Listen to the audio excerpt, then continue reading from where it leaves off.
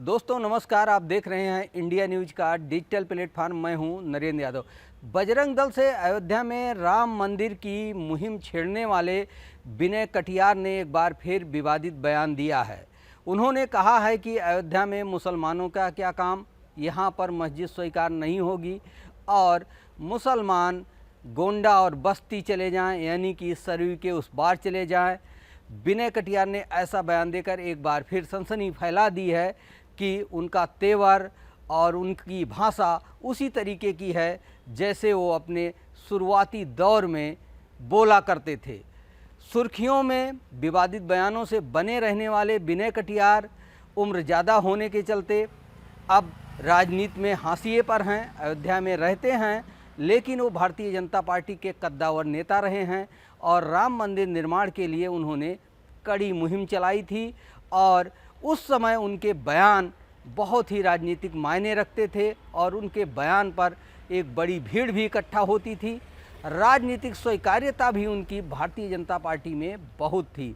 अब एक बार फिर विनय कटियार ने करारा बयान दिया है, यानी कि फिर अपने हिंदुत्व के एजेंडे पर उन्होंने बयान दिया है, जिसको लेकर राजनीतिक गलियारों में चर्चा तेज हो चली है।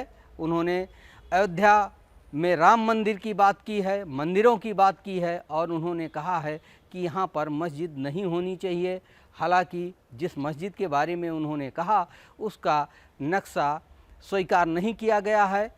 तो जिस तरीके से विनय कटियार की स्टाइल रहती थी, बहुत दिनों बाद उन्होंने अपनी उसी स्टाइल में, उसी अंदाज में बयान दिया है। गौरतलब है कि भारतीय जनता पार्टी के वो कद्दावर नेता रहे हैं। अयोध्या से पूर्व सांसद रहे हैं। लोकसभा का चुनाव उन्होंने जीता था, उसके बाद उन्हें राज्यसभा भेजा गया था। भारतीय जनता पार्टी के जब अटल बिहारी वाजपेयी प्रधानमंत्री हुआ करते थे, उस दौरान विनय कटियार अयोध्या में ही नहीं पूरे उत्तर प्रदेश में एक फायर ब्रांड चेहरा, हिंदुत्व का चेहरा माने जाते थे और उनके बयानों को लोग गंभीरता से लेते थे। तो उसी तेवर में विनय कटियार ने एक बार फिर हमला बोला है और विवादित बयान दिया है। देखने वाली बात ये होती है कि जितने जो बयान उन्होंने दिए हैं उस पर भारतीय जनता पार्टी की तरफ से क्या रिएक्शन आता है, भारतीय जनता पार्टी इस पर कोई प्रतिक्रिया करती है या इसे अधिकृत बयान मानती है या नहीं मानती है, इस पर देखने वाली बात होगी।